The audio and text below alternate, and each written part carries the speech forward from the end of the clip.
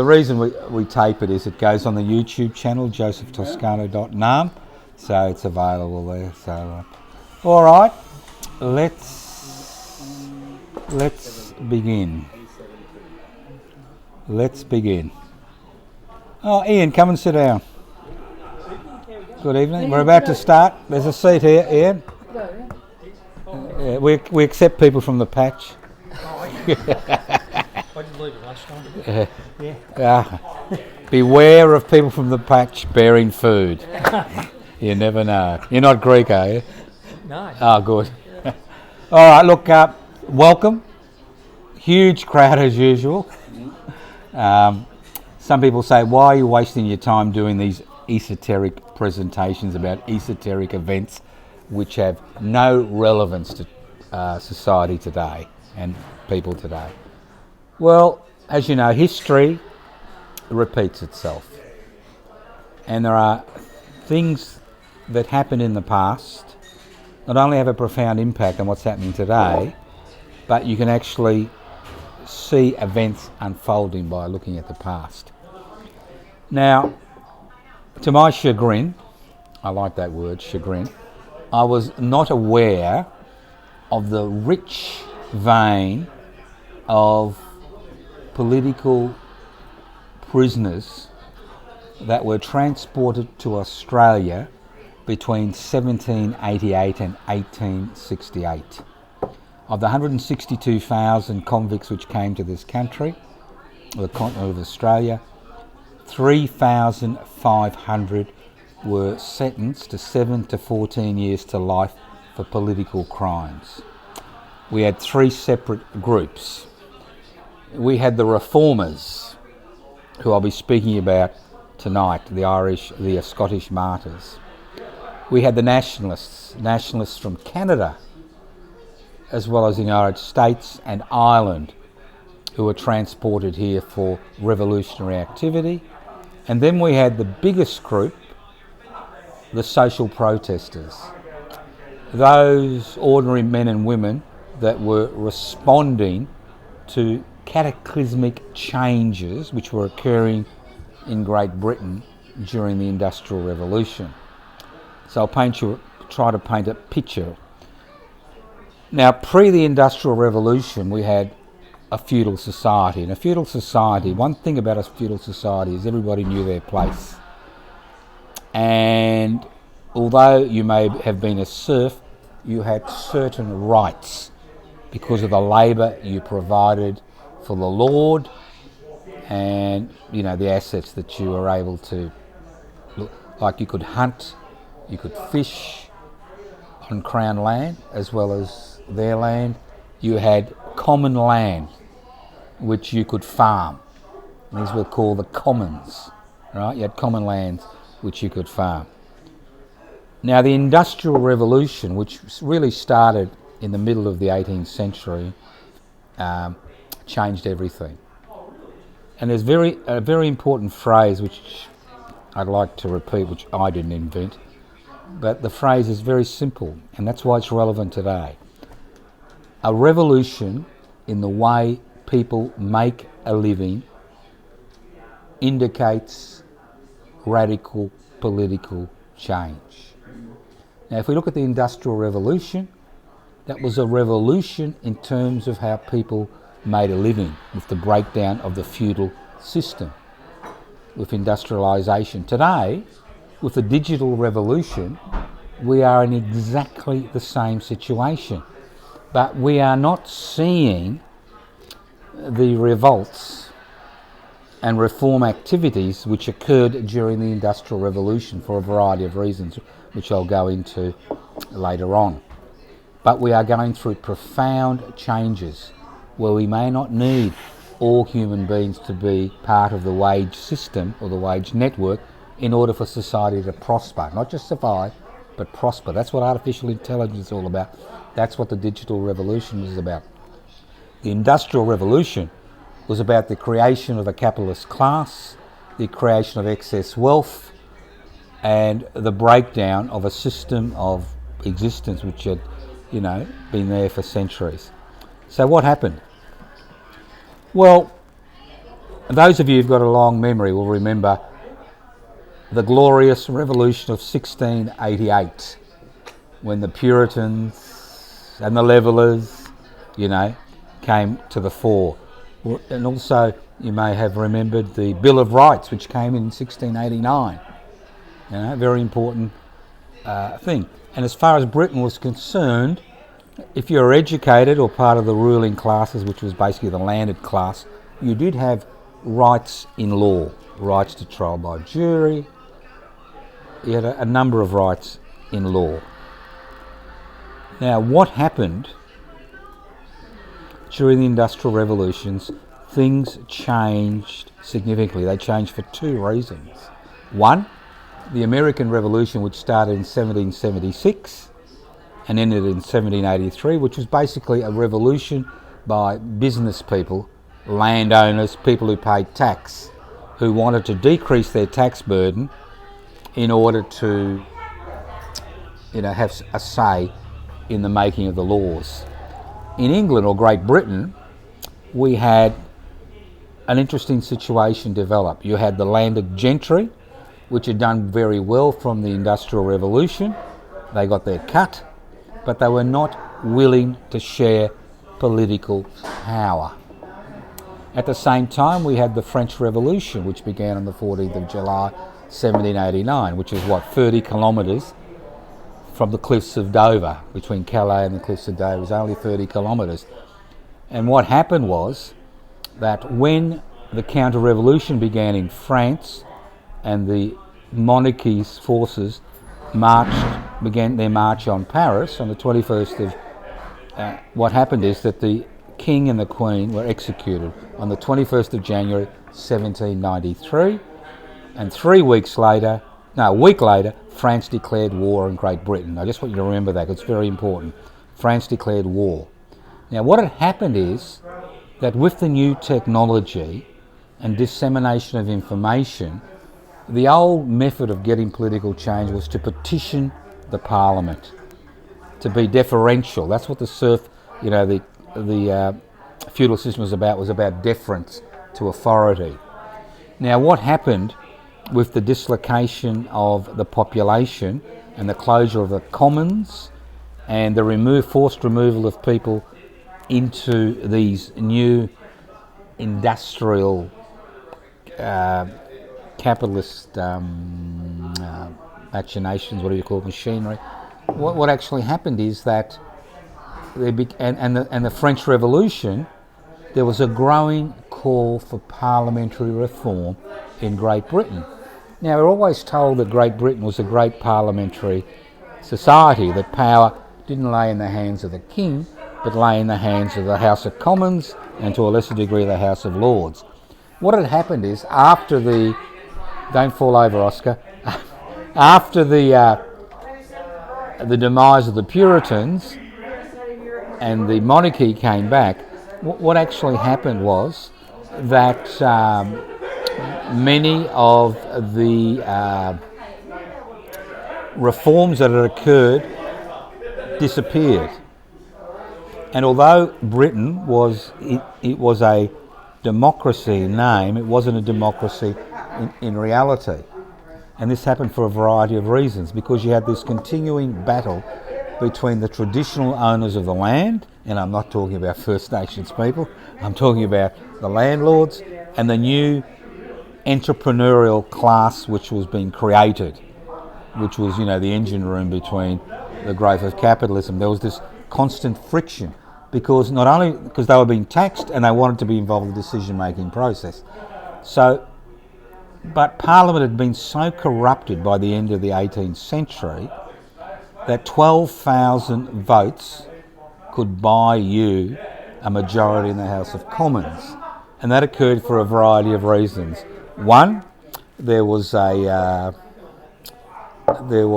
things called rotten boroughs, and there were things which were called pocket boroughs, and you had to be a landholder to actually be able to vote. But more importantly, in order to stand as a candidate, you needed to own £300, which was a huge amount of property in the city, or £600 in the country.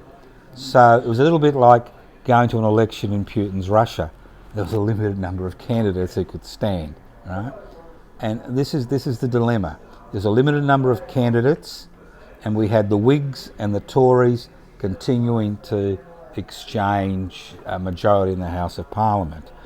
So the Whigs were named after, when they used to wear wigs, and they were supported basically by the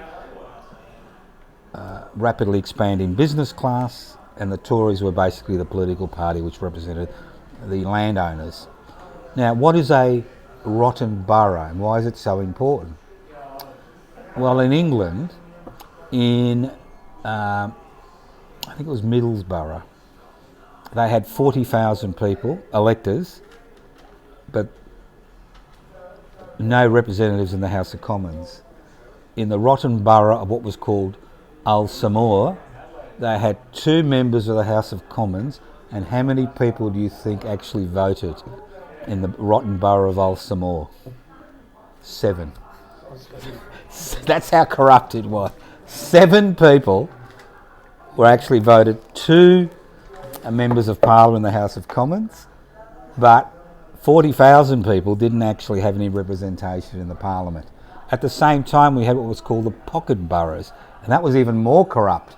At least the 7 people in Ulsamore who were allowed to vote could vote, and choose the 2 candidates. But in the pocket boroughs, the main landlord would actually sell the position in the House of Commons to the highest bidder, and then they would actually have to vote the way the landlord wanted them to vote. So there'd been this constant, there's this disenfranchisement, not just of ordinary people who never had the right to vote, but also of the business classes and other monitored sections of the community. So at the end of the 19th century, because of the French Revolution, which began on the 14th of July, 1789, and what was happening in France, because what happened in France is you had the monarchy removed, you had universal suffrage, you had a national convention. They didn't call it a parliament, it was called a national convention. That was a convention of delegates, right? What was happening in France radicalised the emerging reformist movement in Britain. And they moved from petitioning to holding public gatherings, public meetings, conventions, and trying to incorporate what was described as the commoners into a political movement for change. And that change was based on 4 principles. These are all reformist principles. Universal male suffrage, although Mary Wollstonecraft in 1792, and if you read her vindication of female suffrage, there was some push for female suffrage. Equal electorates. Could you imagine anything as even Bjelke Petersen wouldn't actually have 7 people voting for 2 representatives in Parliament. We went very close to it, but it didn't get that far. Equal electorates, universal suffrage, annual parliaments. Parliament didn't sit during this period. It was basically executive decrees which were made by the executive, and obviously a reduction in the taxation burden. So there were these, what they call corresponding societies. There are associations of friends of the people. They began to hold conventions. They became emboldened by what was happening in France. A number of delegates went to France and actually addressed the French Convention in 1792. So the Whigs and the Tories were petrified, especially when the round of executions began with the demise of the Louis XVI and Marie Antoinette. They were petrified that this is what was going to happen in Britain. So in May 1792 they had a decree. They didn't call Parliament. The decree was they had a Sedition Act which gave the constables the power to attend meetings, take notes, and to see who was involved in sedition. And sedition was described, and this is fascinating, as any call to change the Constitution. That was sedition. So if you said you wanted reform under the decree in May 1792, It was sedition. So, in December 1792, there was a convention in Edinburgh of a national convention from all across England and Wales and Scotland, because you've got to remember the English and Scottish Parliament were combined in 1707 when, the uprising had been put down. There was a convention, a national convention of associations of friends of the people, and 160 delegates attended the convention. That's a significant number of delegates from across Britain came to Edinburgh for this convention, and obviously on the agenda was universal male suffrage, equal electorates, annual parliaments, and a reduction in the tax burden. Right? Now, some of the more prominent figures in organising the convention were arrested. And the main figure initially who was arrested was a gentleman by the name of Thomas Muir, who was born in 1765. He was a child prodigy. He went to Glasgow University at the age of 12, got his arts degree, then went to Edinburgh University and got his law degree and began a very successful law practice. He is also known as a campaigner, vociferous campaigner for democracy. So at the age of 28, on the 2nd of January, I think 1793, about 2 weeks after the convention, he was charged with sedition. Now, sedition is a crime which is not based on you and me going out there and burning down buildings, right? Sedition is a crime which is based on 4 principles. 1, reading the wrong material, writing the wrong material, publishing the wrong material, and I've forgotten the 4th principle. Can anybody help me out? Reading, writing, and speaking. Speaking at public meetings. That's what sedition is. It's actually an attack on freedom of speech, which they had in a modified version before the May 1792 decree. Right. So he was arrested, charged. An interesting thing I found out, which I told Jeremy last week, is the revolutionaries in the 1790s, the reformers and revolutionaries were very similar to the ratbags in the 60s and 70s. They wore their hair long and free, waving, as a protest against the wigs, which were the attire of the gentry and the ruling classes all across Europe. So the French revolutionaries wore their hair long as a symbol of protest against the old order. So the radicals in Scotland and England were beginning to wear their hair long in a free-flowing manner, right? Because that was seen as a symbol of defiance. So he was arrested on the 2nd of January, charged with sedition and bailed, but he absconded and went to France, where he addressed the National Convention. Then he wanted to go to the United States, but he made the fatal mistake because he'd been outlawed, and he'd been stopped. He couldn't, earn a living as a lawyer. He came back to say goodbye to his family. He was arrested, and on the 30th of August 1793, he went to trial. 28. If you look at the records, they're there. Magnificent defence about freedom. Brilliant individual defence. 3 hours oration during the trial. Could you imagine getting a 3-hour oration today? 3-hour oration. But there was only one problem. The jury had been rigged by the 5 judges, and Lord Braxfield, who was the chief judge of the High Court of Scotland, because it was actually the sedition charge was actually tried in the High Court because they wanted to make an example, right? And the jury had to be chosen from a jury of your peers. So what they did is they chose a jury from a club called the Gentlemen of Distinction, which had blackballed Thomas Muir from becoming a member the previous year because of his radical, his reformist ideas. So after a 2-day trial, he was found guilty, and he was sentenced. And this is the first time in British history, because convicts had been sent to North America, especially Georgia, to provide cheap labour. For the first time in British history, somebody was transported for political crimes. First time. 14 years transportation in those days was like being sent to the moon, because the colony had only been established in 1788. This was 1793, and he was sentenced to be transported for 14 years, which basically is a death sentence.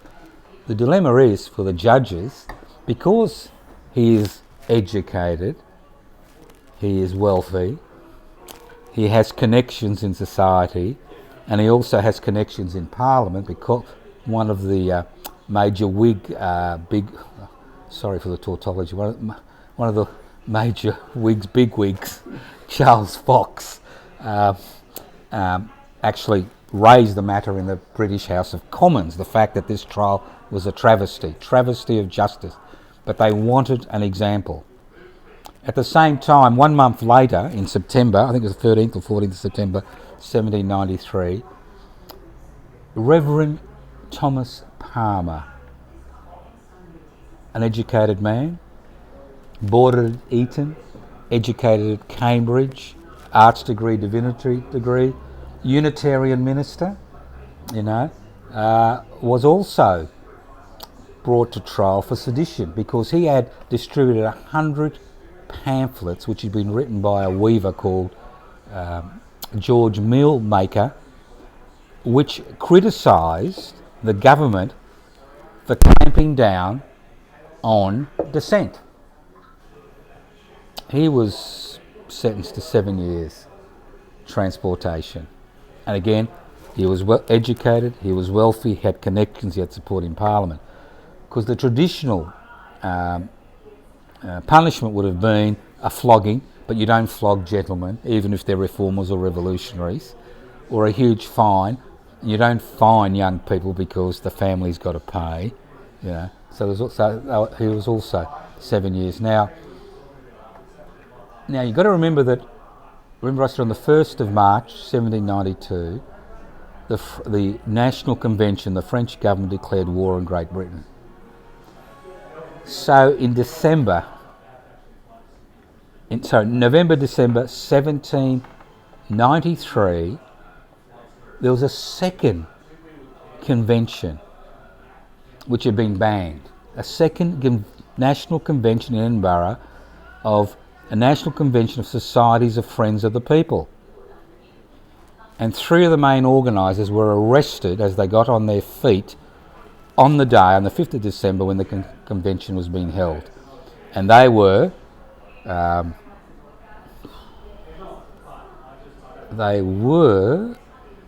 said Palmer and Muir, William Skirring, who was the secretary of the convention. There was a French radical called Maurice Magarot, and another influential radical reformer called Joseph Girard. They were arrested and they were tried with sedition. What had happened, they were tried with sedition. William Skirring, I think in January 1794, and Magarot in February 1794. They were both sentenced to 14 years transportation to the penal colony at Botany Bay, and Joseph Girard didn't go to trial till March 1894. In February 1794, Muir, Palmer, Skirring, and Magarot were put on a transport ship to be transported, because they spent their time in the hulks, and they were put on a ship called the Surprise with 85 other convicts, mainly female, to be transported to Botany Bay. Okay, that's the 4 of them. But again, they were gentlemen. All right, and unlike the common convicts who were in the hole and had chains, they had a number of privileges. And I think the Secretary of the House of Commons, Mr. Nepean, after we have places named after him here in Victoria, he made the decision that they could actually live above deck. They had freedom of movement on the ship. Margarot could take his wife with him.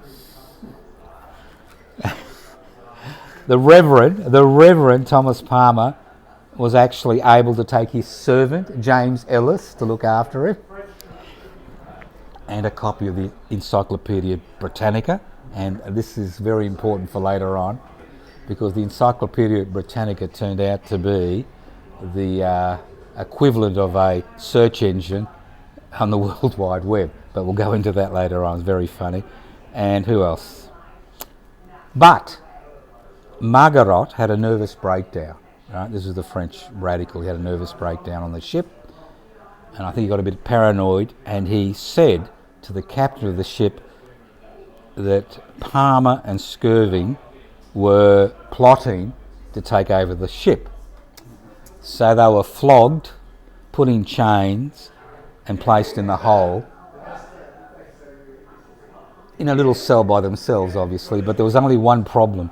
There was a partition which divided them from 65 female convicts who, in their records, spent most of their time brawling and selling sexual favours to the sailors, as you do to survive. That's the way you survive, all right?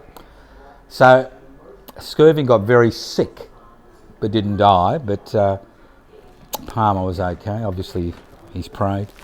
And a few months later, they threw Muir into the same cell. But Margarot stayed above board, in the ship itself.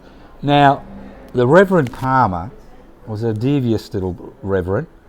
He had a friend called John Boston, a gentleman, because only gentlemen were allowed to immigrate to the colonies, to the new colony, right? Gentlemen of name and I think distinction.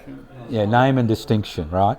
And John Boston was also a radical who actually escaped from Scotland because he felt with his wife, obviously, and children, and he was on the ship, and he was the Reverend Palmer's best friend, right?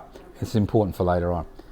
So they eventually arrive. It was an 8-month trip, and they eventually arrive in Botany Bay, Port Jackson. And once again, good fortune smiles in the fall. These four who arrive. At that particular point in time, Arthur Phillip had been recalled. Governor Gross was the governor. He was a member of the totally corrupt New South Wales Army Corps, right, whose main responsibility was to denude the colony of resources for their own personal gain, which caused a famine which wasn't necessary at that particular point in time. So when they arrived in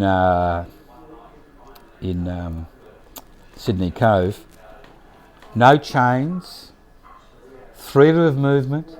They could buy land because they were wealthy. Muir bought 30 acres. Palmer bought 100 acres. They could write. They wrote pamphlets which they sent back overseas to be published to explain their situation. They even were allowed to build brick houses. This is 1795. This is only, 11 years. No, 7 years. Thanks for the maths here. 7 years after the colonisation process has begun. And when you look at what they did, it's quite extraordinary. But before we look at what they did is, William Skirving was becoming sicker and sicker, and he was dying because of the illness he had on the boat. Poor old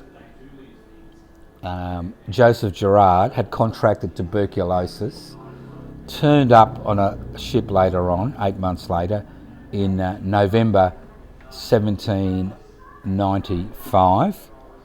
He died 4 months later in March 1796. And guess what? If you find yourself lucky enough to go into the Royal Botanical Gardens, go into the centre of the gardens, and there will be a plaque where his grave is.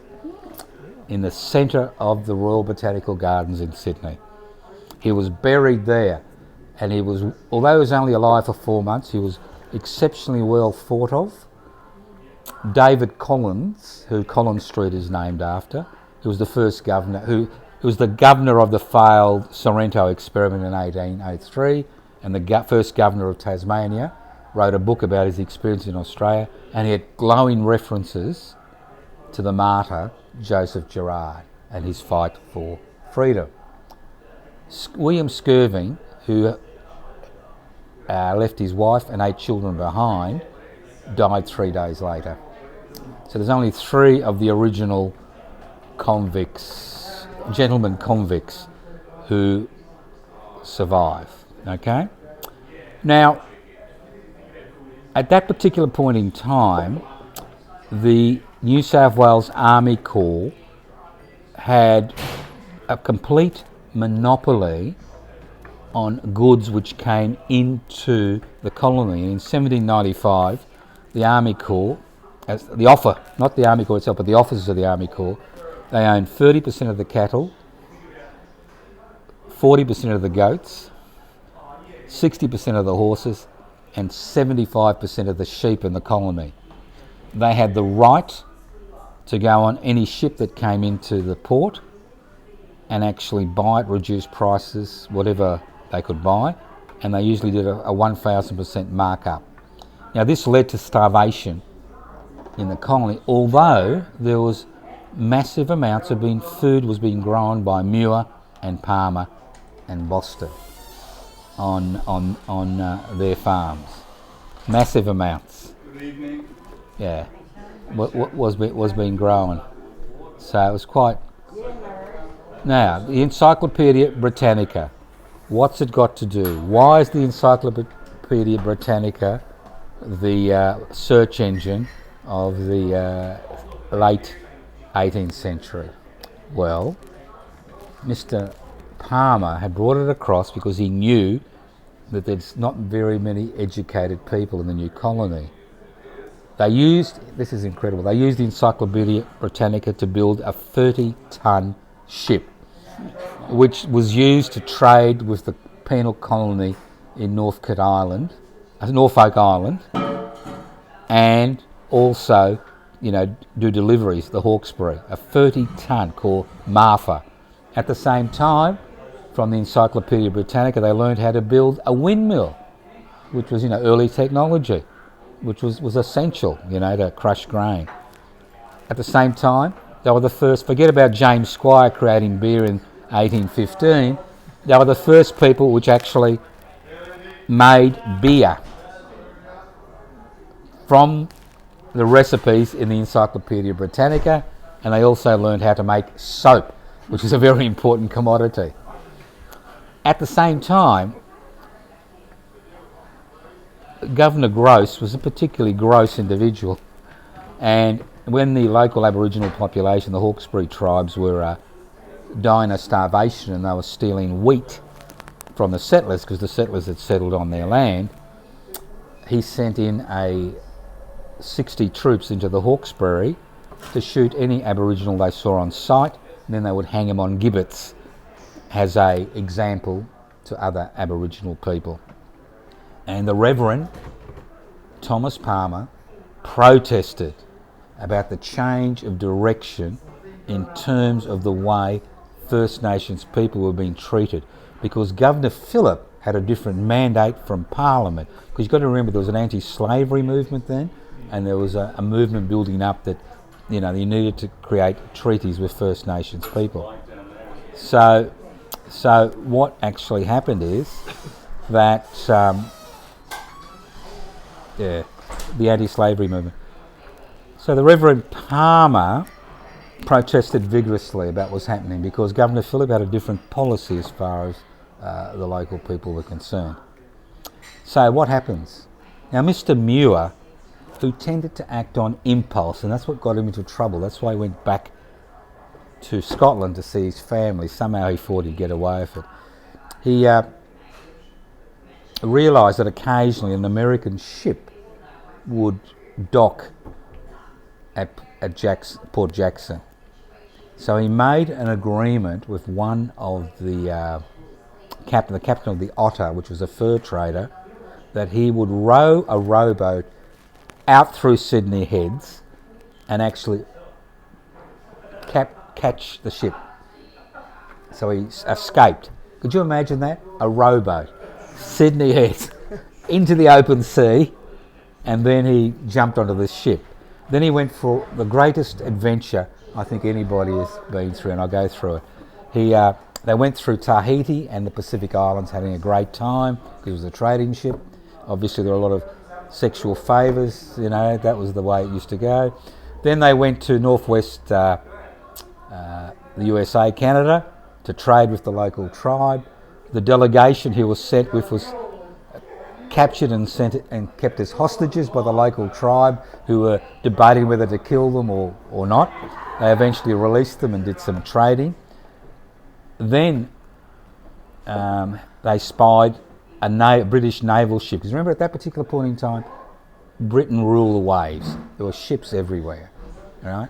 And so he decided to jump onto a Spanish ship, an armed forces ship. He decided to jump on the ship. Now the ship took him to Monterey in California. While he was in Monterey in California, he was trying to get to the United States, the new colonies, because he thought he could start a new life there. What happened is that somehow the Spanish authorities were a bit suspicious of him, and they sent him to Mexico City. Then what happened is that Spain joined France in the war against England, so he automatically became an enemy combatant, although he had been sentenced to 14 years penal servitude in the colonies because he was a radical reformer, and he had also addressed the French National Convention. He was highly regarded by the French Revolutionaries. Then he was sent to Cuba. Now you think Guantanamo Bay is new? Cuba has always been a place for political prisoners. He was sent to Cuba. Eventually he was put on a ship to be taken to Spain to be tried as an enemy combatant, right, by the Spanish, although they were aligned to the French and he had close relationships with the French national government. On the way to Spain, they were attacked by a British convoy, and who knew that he was on board, right? They had heard that he was on board, that's why the convoy was attacked. He had a shell explode in his face and he was horribly disfigured. And when the British officers came onto the ship, they couldn't identify him. But he survived, right? So they took him to a hospital in Cadiz in Spain, where he lost an eye and he was terribly disfigured. And he eventually got a letter off to the national government in France, and they thought, this is a great coup. This is a great British radical who we need to have on our side because we're going to invade Britain, right? And they eventually brought him across to Paris and made him the head of the Scottish Revolutionary government in exile, right? But they soon lost interest in him. And in 1799, he died of his wounds at Gentilly, a pauper, at the age of 33. But he died on the 26th of January. Whoa. There you go, 1799. A wild 5 years. A wild 5 years. Yeah. It gets better. I mean, you couldn't write this stuff. I could not believe this stuff when I was researching it. And we know nothing about these great people. Why they were sentenced, what happened when they were here, the sacrifices they made, the fact that one's still buried there. Well, the Reverend Palmer did his 7-year sentence, and he wanted to go back to England because but the trouble is they didn't have enough money to pay for the voyage back to England for him and his kids and his wife and his servant, James Ellis.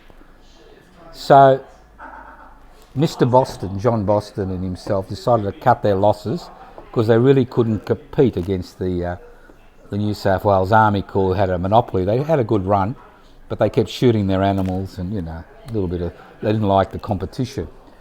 So eventually they bought an unseaworthy Spanish ship called, I think, the Il Pumero, which they reconditioned.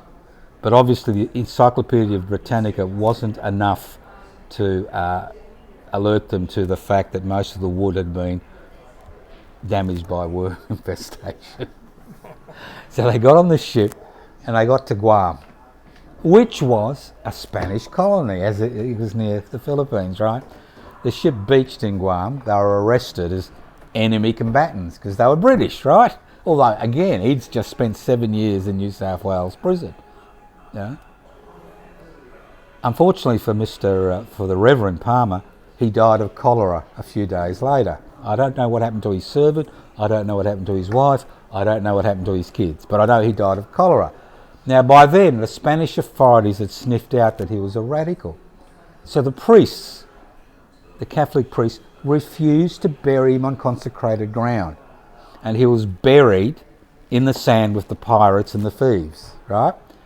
2 years later, and this is just unbelievable, a sea captain from Boston arrives, digs up his grave, and takes his body back to Boston, where he is buried in a Boston cemetery and revered as a great radical reformer.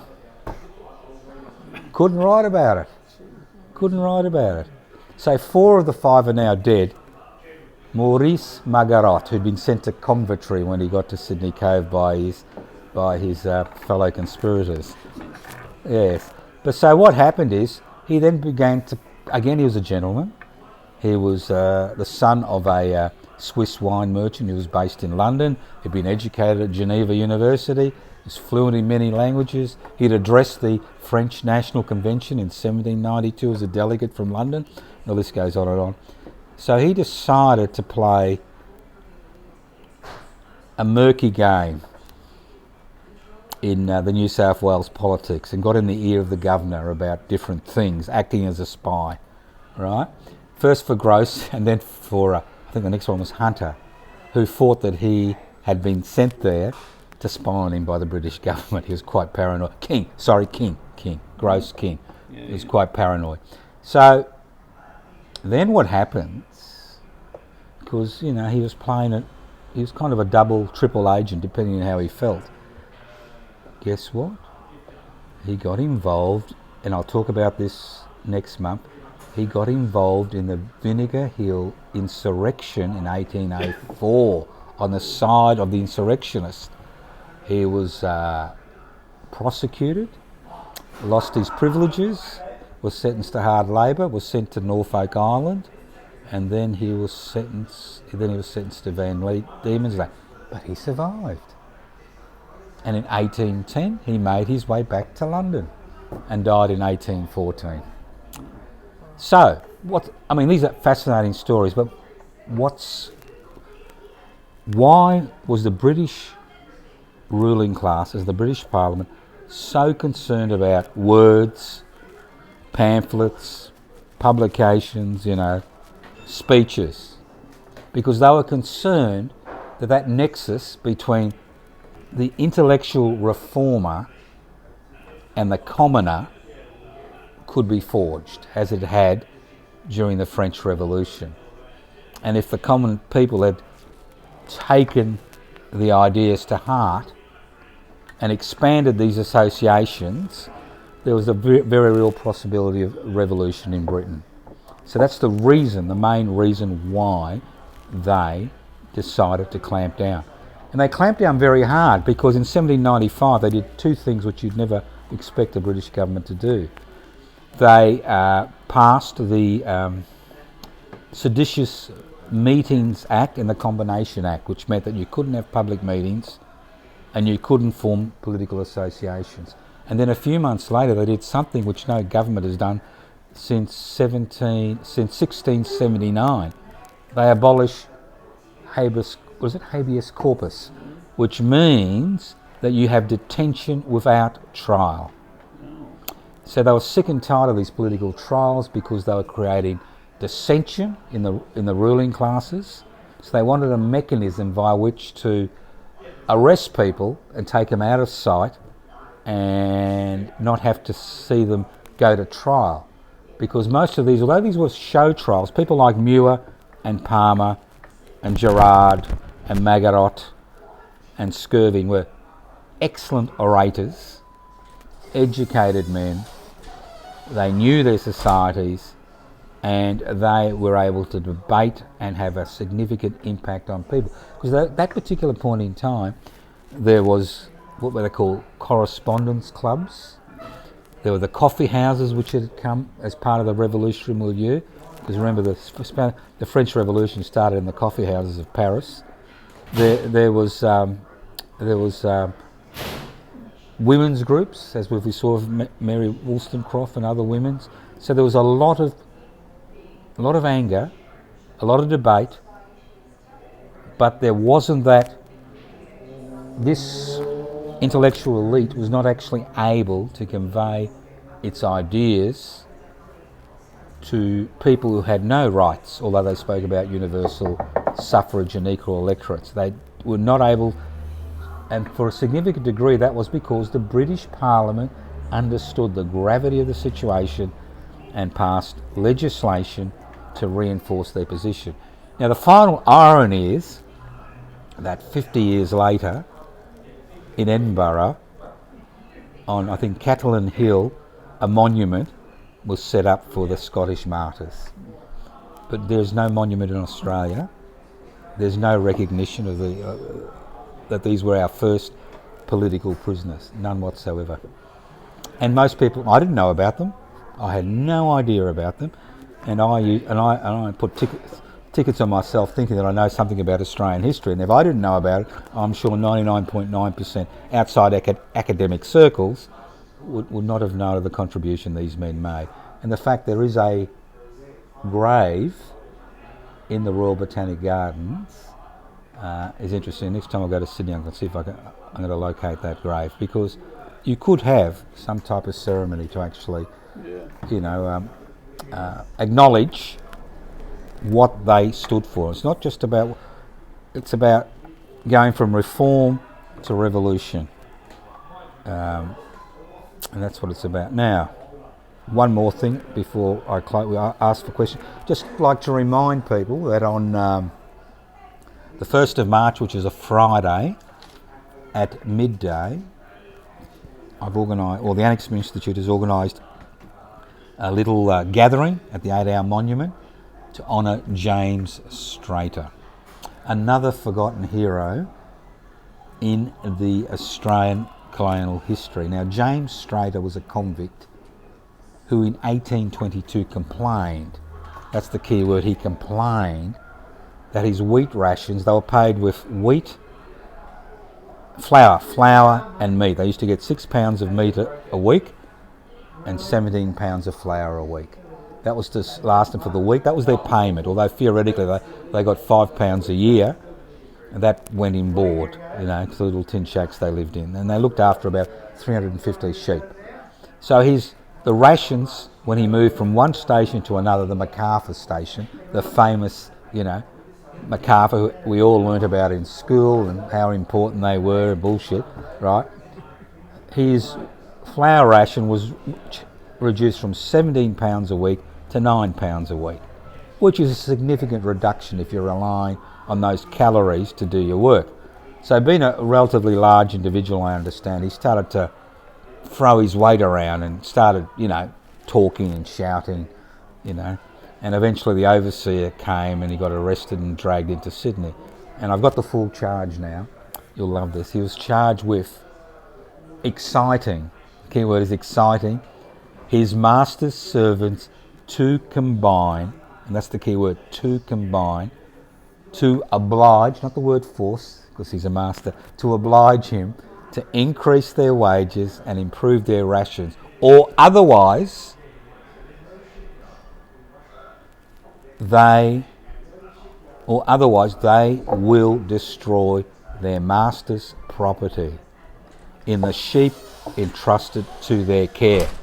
So the strike was going to be that they weren't going to assist the lambing season, which meant many of the lambs would have died. So the key is to combine. And for this, and this is the first record I actually have of any reference to trade union history, although in 1795 there was a strike by the convicts because they wanted to be paid their rations weekly, not daily, and that succeeded. But this was the first, and the key word was to combine. And in 1828 they passed the Martyrs and Servants Act, which meant that you could be hunted down like a dog for leaving your employment or abusing your employer or whatever. So I felt it was appropriate that at least a half a dozen of us or a few of us would actually remember. So if you do got the time, come along, 12 o'clock, Friday the 1st of March, 8-hour monument, bring some food and drinks. And let's remember James Trader. And what do you think happened to him for his troubles? He went to the Glebe, that's right, Glebe Magistrates Court, 3 magistrates. He was sentenced to 500 lashes, which is a death sentence. Nobody got 500 lashes. If you survive that, 4 weeks solitary confinement on bread and water. At least he got his flour ration back. And if he survived that, he was to spend the rest of his life at Port Macquarie, which was one of the harshest settlements where the recalcitrants from Norfolk Island were sent to. That was Port Macquarie in New South Wales. So I don't know what happened to him. I assume he died. I have been able to find no record of what's happened to him. But there is, if you actually put the name in your search engine, you can and go to, what's that very important common thing on the Google? No, something else. No, something else. I've forgotten. Trove. Oh, yeah. If you go to Trove, you can actually look at his court records because they are still available. You can actually see the records. So I thought we'd just do that on the. And as you're here, maybe one or two of you will be able to come if you're gainfully unemployed. So questions about the Scottish Martyrs? I can't tell the colour of their. They didn't wear wigs. They wore their hair long. Big option. Bring a wife. I'll give you some overseas travel. Yeah, but they were gentlemen, Yeah. right? They may have been reformers and radicals, but the ruling class of Britain, it didn't matter who you were, there were certain things that didn't happen to ruling class lads. And, because what they were really concerned about was if they were put in with the common herd, they may actually radicalise the common herd. That was their big thing. So we think they were doing a favour, but in reality what they were doing is they were stopping what they used to describe as contagion.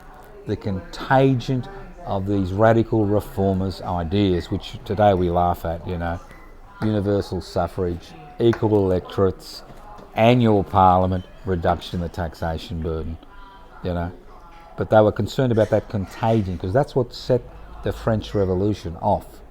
It was not the intellectuals, but the intellectuals were able to influence people, and that's who we are. Let's be realistic. We are activists. Most of us have got some type of education. We use the same strategies they use, although we may utilise the media. They were utilising technology as they knew it. Tom Paine, who wrote the Rights of Man, which was supporting the French Revolution, right? 1 million copies were disseminated within a year. And these had a profound impact on a lot of radical thinkers, through these correspondence clubs. Mainly verbal though, wasn't it? A lot of them couldn't read. Well, that's why speeches were important. Yes, But more people could read than is often thought. There was this the circulation of the Bible. yeah. People get a wrong impression. Sorry, this is a nerdy thing, but No, people no. do get a wrong impression from the number of people who signed with Marx. The idea that reading and writing necessarily go together is a modern idea. These people who could read couldn't necessarily write. Yeah. The thing about the Puritan Revolution when they split from the Catholic Church was the fact they were sick and tired of people interpreting the Bible for them, and it was the duty of every Puritan to read the Bible. You're quite right. So a lot more people can read than is often thought. Yeah. And that's why they were concerned about pamphlets getting out to the bookshops. They were very concerned about publishing and pamphlets being disseminated because they were the search engine, of the 18th century. These pamphlets. It's almost refreshing how open they were about class in those days. No, it was something recognised and talked about. That's right. Yeah, The landed gentry. yeah. So when was that? The early 1700s? No, late 1700s, 1790s is the period when everything happened. Yeah, right. American Revolution, the French Revolution, the United Irishmen, which I'll talk about later the on, Irish. nearly won in 1802. So, see, what I'm going to do over the next And the Oh. American, countries started to get independence in that area as well. yeah, that's right, the South American colonies, yeah. So what I'm going to try to do is I've divided the 3,200 political prisoners into various categories, and I'll be looking for the next 8 months now. I'll be looking at a different category because they were sent basically in batches. The next batch, which was sent to Australia, were the United Irish Rebels, who nearly succeeded in creating independent Ireland in 1802, and over 550 were actually sent here, and they had a profound impact on the new colony, and I'll speak about that later on because it was a fascinating history. Because see, it was a period of revolution. American Revolution, French Revolution. I mean, the French Revolution was the more radical. The American Revolution was more of and the English Reform movement was more about the business people wanting power, parliamentary power, in terms of determining legislation, which determined their profitabilities. That's what it was about.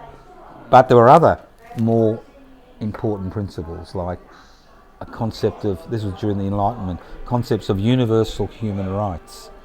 The type of thing the Eureka Rebels spoke about, inalienable rights that human beings had, that came from, the Bill of Rights, was it in 1689, the revolution, the Puritanical Revolution, which is, in many regards, it's been downplayed in English history because it was a radical revolution, although they lost. Any more questions? Corresponding societies. Yes. Any of them make it to Australia? Well, Maurice Maragot, he was the secretary of the London Corresponding Society. He was a delegate who went to Edinburgh from London.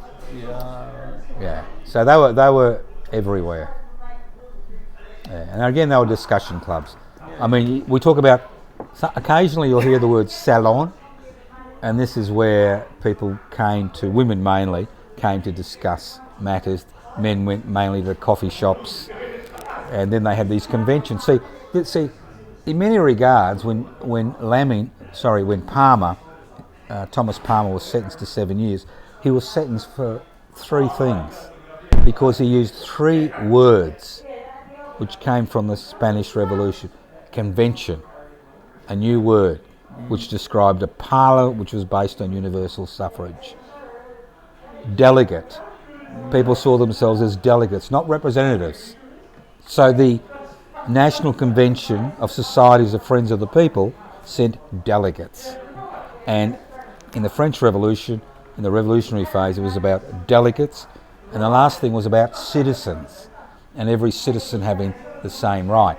So in the trial, if you look at the trial transcript of Palmer's trial, the judges harped on that idea, that they were using these words in their correspondence: convention, delegates, citizens, and they were using these words in the meetings they were having, in the conventions they were having. That was considered to be seditious, because sedition was defined as trying to alter or criticise the constitutional arrangements, and that's what it is today. I mean, we've had about 4 people convicted of sedition in Australian history, and one of them was Henry Seacombe. He was the only participant in the Eureka Rebellion who went to jail. He went to jail for 3 months on sedition charges, and if they say Layla was the sword, they were writing in the Ballarat Times.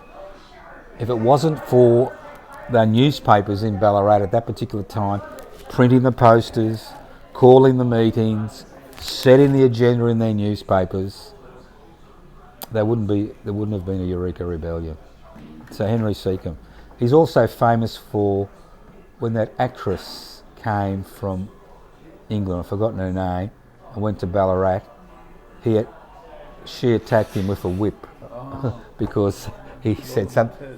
Yeah, because he criticised her acting ability. But that's what he's famous for, not the fact that he was jailed for sedition as the editor of the Ballarat Times in 1854. It's funny how we're remembered. You know? Any more questions? I know you're behind the 8 ball because you didn't know about it. So yeah. But the whole point is that this has been recorded. It'll go up. It'll be there. I'll die, and hopefully it'll still be there. Well, that's the reality of existence, isn't it? Death. Oscar's not happy about that. Yeah. So, 3 cheers to the Scottish Martyrs. Hip hip, hooray! Hip hip, hooray! Hip hip, hooray! Hey. Now, at least we remember them. The next presentation will be on the Vinegar Hill, not riot, but rebellion, which occurred in Sydney in 1804. The influence that Maurice Margarot had on the rebellion and his support for the rebellion, because he never lost his radical principles. And it may have been that Margarot didn't actually report Palmer and Skirving to the captain of the ship. It could have been another bloke called John Grant who was placed amongst them as a spy, and they blamed Margarot. But he was exiled from... I was just asking the paranoid schizophrenia. How close was that entwined with his political activities? Don't know. Yeah. I mean, he jumped. Well, obviously, you got to survive. Yeah. You got to survive. I mean, it's all very well. Yeah, he was having an episode on. Yeah. Sorry, but on the ship, If he was having an episode on the ship, then I wouldn't hold it against him. No, but he was sent to Coventry, and even when he went to England back in 8 and 10, he was persona non grata. Although he appeared at a parliamentary inquiry into the convict transport system in the 1813, I think, a year before he died. But another interesting fact, when people tell you public is bad and private is good, the first fleet was publicly funded, and most of the sailors and soldiers and convicts arrived here in one piece. The second fleet was privately funded, and they maximised profits by skimping on rations, medical assistance, doctors, whatever. And when it arrived here, they were expecting all these fresh supplies, and they were basically faced with a skeletal cruise, and masses of people had actually died on the way here. So it's a good thing when you compare publicly funded and privately funded, how it works. Yeah. How are the presentations turning out on the machine? Well, we'll get 6 here, and we'll be lucky to get 10 watching it on the video. But the thing is, it's there, and maybe sooner or later it becomes of interest. But it's there. The presentation is there. I mean, I think the most successful one was the first one when I spoke about Tunaminua Mulbohina. But you expect that. But when the topic gets a bit more esoteric, because see, we're dealing, as I said today on the program, we're dealing with a disengaged public. The public is really leaves politics. They don't see it as the role of the people. They see it as it's somebody else's business. It's got nothing to do with them. And while the public, and this is what happened in France in the Revolution, is because of the difficult situation people found themselves in, they were forced to take a political position. In England, although the reformists and radicals took a intellectual propaganda position, they didn't actually were able to influence commoners until later on, and I'll be talking about that, because then you've got the political protesters, then you've got the social protesters, you've got the Luddites. Luddites were transported to Australia for machine breaking. You've got the swingers, the followers of Captain Swing. You've got the Tulpuddle Martyrs. So by that time, what had happened is these ideas had percolated. Yes, the swingers, yes. That always draws a laugh. It's swinging on a noose. That's where the name came from. That's what they would do to people, swing them on a noose. But and they were all transported here, and so they must have had some influence, because most of these people, because you had a criminal class, because the Industrial Revolution created a criminal class, but because before the Industrial Revolution, people knew their place in inverted commas, and although there were some crimes, they were minimal, right? But when the Industrial Revolution occurred, property crime soared because people had no mechanism of earning a living. And there was this huge criminal, so-called criminal class or underclass of people, no social security benefits, prostitution, theft. I found this fascinating, in 1726 there were 200 offences under the Black Act where people could be hung. You could be hung for poaching fish from Crown land. Not just the estates, but Crown land. You had the Enclosures Act of 1820s, which caused mass starvation. People were forced to go into the factories. So people began to be radicalised. But so what happened then, obviously, has an impact. So what we do today, we may think we're on the margins of the margins of the margins. Who knows? It may have an impact later on. And that's the history of revolt. It just doesn't happen overnight.